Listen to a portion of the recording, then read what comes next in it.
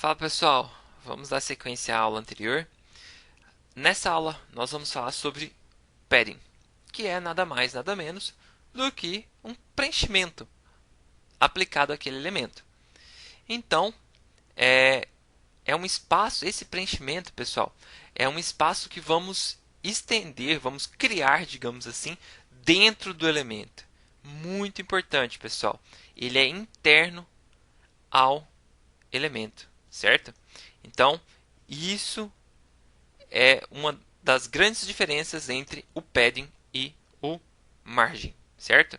Então, o margin ele é externo ao elemento e o padding é interno ao elemento. Vocês viram lá no início da aula, vou até voltar o slide aqui para mostrar para vocês. Aqui, ó. Então, ó, eu tenho aqui o meu elemento, esse aqui é o meu padding e esse aqui é o meu margin, certo? Quando utilizamos padding, nós aumentamos fazemos um preenchimento dentro do espaço do nosso elemento, ok? E o margem é externo a esse nosso elemento. Então vamos voltar aqui no padding. Bom, então como funciona o padding? Do mesmo jeito do margem. Olha só, quando eu adiciono, eu tenho um elemento H1 com um background verde, que a gente já adicionou na aula passada. Então eu tenho aqui, ó, um padding de 20. O que aconteceu? De 20 pixels. O espaço desse meu elemento cresceu. Então, esse é o espaço do meu elemento total quando eu utilizo padding. Por quê? Eu estou adicionando um preenchimento no meu elemento e ele está crescendo o seu espaço interno, está aumentando o seu espaço interno. Quando eu adiciono margem, eu estou adicionando uma distância externa a esse elemento. No caso do padding, eu estou adicionando um preenchimento interno a esse elemento.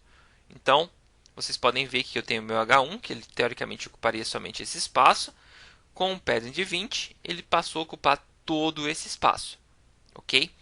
Da mesma forma que vimos no margem, o padding também a gente pode utilizar ele de quatro formas, similares ao margem.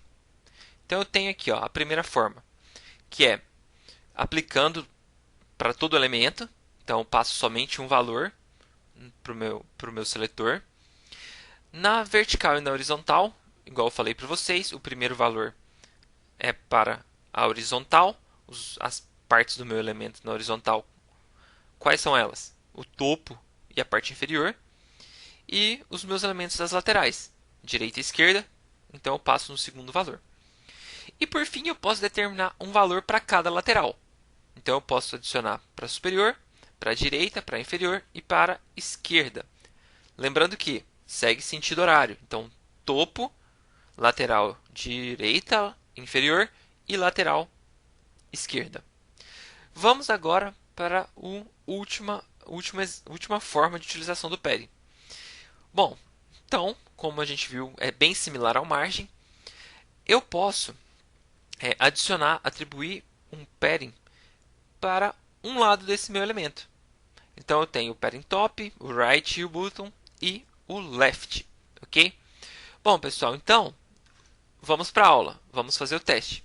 Eu vou continuar, pessoal, utilizando o mesmo arquivo da aula passada, certo? Até para a gente poder ver as diferenças entre eles, correto?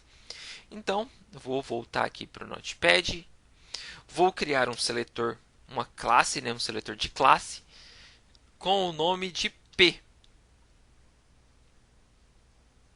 certo? Pegaram a referência. Bom, então, o M para margem, o P para padding. Pessoal, o ideal é que você dê um nome, tá? Eu estou usando isso aqui como exemplo. Mas, vamos lá. Eu vou adicionar a mesma cor de background, pessoal, certo? No meu seletor P. Vou salvar o arquivo. Então, eu copiei esse meu background aqui do M e coloquei ele no P. Salvei o meu arquivo. Vou voltar aqui no navegador. Vou atualizar. Vou atualizar. O que aconteceu? Nada. Por quê? Nós não atribuímos o nosso seletor a alguma classe do meu código. Então, eu vou atribuir agora. Olha só, no meu título 2, eu vou até substituir aqui o título para ficar fácil. Ó. Padding. E vou colocar aqui na minha div que engloba todos esses itens do padding, a minha classe P. Beleza, salvei o meu código, vou voltar para o navegador, agora sim eu vou atualizar e vai aparecer aqui, ó, pessoal, o espaço que a minha div que recebe o seletor P está ocupando, porque a gente adicionou só um background. E olha só, agora eu tenho aqui todo o espaço, background verde, vamos aplicar o padding, correto? Só lembrando, eu falei para vocês que o margem dá um espaço externo ao elemento e o padding é um preenchimento dentro desse elemento. Então, vou adicionar aqui, ó, no meu P, um padding. Eu vou adicionar inicialmente 20, depois a gente aumenta para 40 para a gente ver o exemplo. Ver como fica, certo? Adicionei o 20, salvei o meu código HTML, venho aqui para minha página, atualizei a minha página. Tá aí, pessoal. Olha só a diferença. O meu padding está ocupando a minha div, que tem a classe P, está ocupando todo esse espaço aqui em verde, pessoal. Ó, esse segundo espaço. Ah, Denis, o margem também está ocupando esse espaço? Sim. Por quê? Porque ele tem uma margem que vem até aqui, mais ou menos, onde eu estou passando o cursor.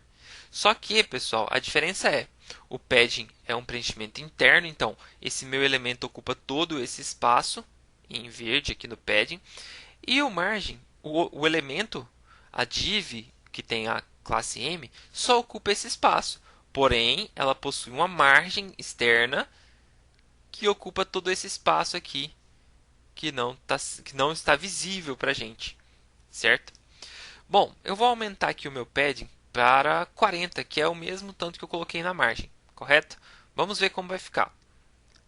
Então, vou voltar aqui, colocar um 40, vou salvar o meu código, voltar no navegador, atualizar a minha página. Perfeito, pessoal. Com os valores iguais, fica mais visível da gente poder diferenciar o padding e o margem. Então, olha só, todos os dois ocupam o mesmo tamanho, certo? Porém, o meu elemento margem é desse tamanho e o meu elemento padding está ocupando todo esse espaço. Então, o que a gente tem que definir bem para diferenciar o margem do padding? Pessoal, quando a gente adiciona um preenchimento, o meu elemento cresce, certo? E quando eu adiciono uma margem, o meu elemento continua do tamanho que ele é. Principalmente, pessoal, isso vai ter muito efeito quando vocês aplicarem com elementos que possuem pré-definidos altura e largura, certo? Fica como tarefa para vocês fazerem o teste das outras formas que eu passei para vocês de utilização do padding para vertical e horizontal, um valor para cada lado, certo? E atribuindo tipo padding top, padding right, left, button. Fica como tarefa para vocês testarem isso aí, beleza? Bom, pessoal, então a gente finaliza aqui o padding, certo? E nós vamos para a próxima aula. Eu vou fazer uma pausa no vídeo para ele não ficar tão extenso. E no próximo vídeo nós vamos falar sobre border. Um abraço e até o próximo vídeo, pessoal.